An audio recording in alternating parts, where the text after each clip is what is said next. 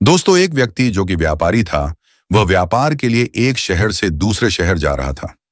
दोनों शहर के बीच एक रेगिस्तान पड़ता है। वह व्यक्ति जीवन की हर समस्या को लेकर बहुत नेगेटिव था। उसे हर चीज में हमेशा कमी ही दिखाई देती थी। वह रेगिस्तान की तरफ जा रहा था। चलते चलते वह बहुत थक गया और ऊपर देखकर कहने लगा, हे भगवान, तूने मुझे इस मरुस्थल में तो भेज दिया है, लेकिन मेरी हालत पर जरा तरस खाओ। यहाँ पर तो पानी तक नहीं है। आपने क्या जगह बनाई है?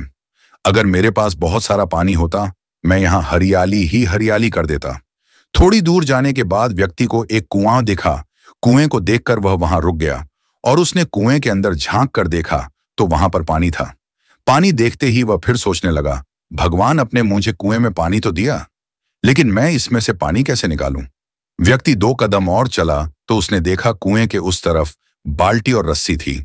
उसने पहले पानी पीकर अपनी प्यास बुझाई और फिर वह सोचने लगा, अरे भगवान, यहाँ पर बाल्टी और रस्सी तो है, लेकिन मुझे यहाँ हरियाली लाने के लिए पानी को ले जाने की जरूरत है, और मैं भला इसे ढोकर कैसे ले जा सकता हूं? तभी उसने देखा तो उसे एक ऊंट दिखाई दिया। ऊंट को देखते ही वह व्यक्ति डर गया। अरे, ये क्या हो रहा है? जो मैं बोले जा रहा हूं वही मुझे मिलता जा रहा है। क्या सचमुच मुझे ऊंट पर पानी ढोकर ले जाना पड़ेगा? अब क्या मुझे सचमुच इस रेगिस्तान को हरा भरा बनाने की जिम्मेदारी उठानी होगी? उसने उस ऊंट को नजरअंदाज किया और ऐसे ही रेगिस्तान में चल पड़ा। चलते चलते वह बहुत थक गया, इसलिए कुछ देर के लिए उसे नींद आ गई और उसने एक सपना देखा। भगवान उसके सपने में आए और कहने लगे, तूने जो जो मुझसे कहा मैंने तुझे वही दिया, लेकिन फिर भी तू हमेशा नकारात्मक ही सोचता है।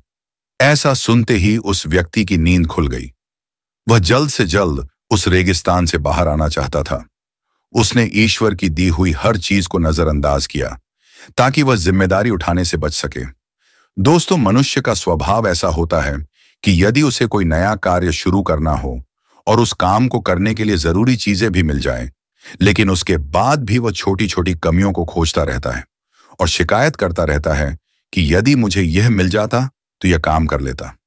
एक शिकायती इंसान को हमेशा हर चीज में कमी दिखाई देती है, लेकिन जो मनुष्य जिम्मेदारी उठाने वाला होता है वह कभी भी शिकायत नहीं करता। हम लोगों की जिंदगी भी कुछ ऐसी होती है। हम हमेशा जीवन से शिकायत करते रहते हैं कि अगर हम अच्छे स्कूल कॉलेज में पढ़े होते तो आज हम ऐसे ना होते। अगर हमारी कोई मदद करता है तो आज हम आगे होते।